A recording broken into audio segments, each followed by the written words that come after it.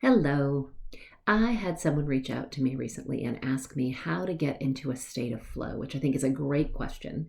And rather than answer just one person or a couple of people, I thought I'd share it with all of you because we can all get into more flow. So, the first thing that I do, and this happened to me actually just yesterday morning, I woke up and I just felt kind of uninspired. Now, one of my commitments is that I don't get out of bed until I've shifted that. If I wake up and I feel stuck or not, getting up on the wrong side of the bed, so to speak, I really don't let my feet hit the floor until I've had a moment of looking at what I can be grateful for. Gratitude is my quickest access to getting into a flow state. The second piece, though, is really, or not the second, another piece, though, is really knowing what flow is for you. So at this point, I shorthand it and I know when I'm in a flow state. But some of us, and again, me for a long time, you have to really start to listen to like, what does that look like? What does it feel like? And so this is something to understand is that flow is not an intellectual exercise. This is how you're feeling about how things are. Nothing out here has to change. A lot of times people are like, well, I would be in a flow state if things went my way. Well, guess what? That's just not a recipe for you having the ability to be in flow, because if you're waiting for all the outside world to change, that's a big lift, a lot of stuff you're waiting for. And let me tell you, especially with the world the way that it is right now, it's hard. It's a harder place to do. It's harder to find your flow, I think. So the first piece is noticing and knowing what your flow state is. And then it's noticing when you're not in it. And I, again, start that practice first thing in the morning. For you, it might be noticing when things feel, I have a friend who says crunchy, or I've heard people talk about it being sticky. It's like nothing seems to be going right. Not making progress. I'm easily distracted. Like whatever that is, as soon as you notice, your only job in that moment is to stop. Take a deep breath. And I've said this before, it's asking what's got you.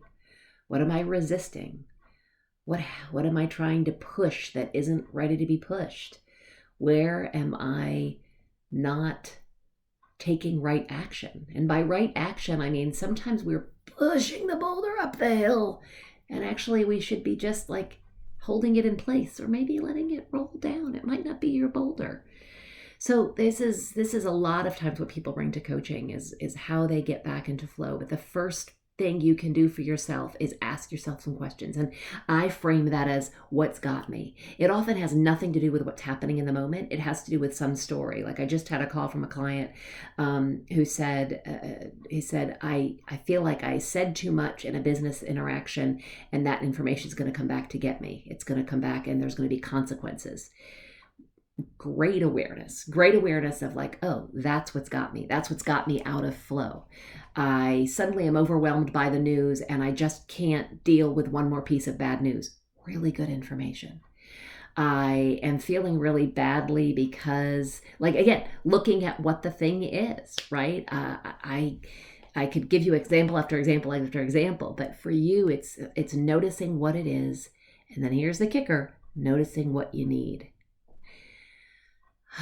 We are so out of touch sometimes with what we need. We aren't very good at it. And yet, the more we listen, the more we tune in, the more we ask ourselves that question, the more we discover it. And then it's getting your needs met, right? It might be something as simple as, again, with this particular client, she said, what I need is to let it go. And then my question is, okay, great. How do you want to do that? How can you let it go, right? Sometimes we have to write it down. I have exercises I use that are about, I call that getting complete, which is resetting the energy so that you have a neutral state. You can get back to equanimity. So it might be doing some exercise, which might be doing some writing. It might be talking to a friend.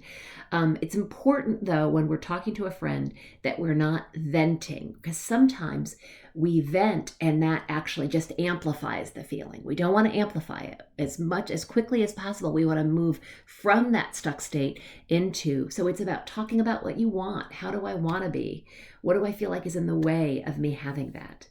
So those are my best tips in this moment for getting back to a flow state. Again, breathing's a big one.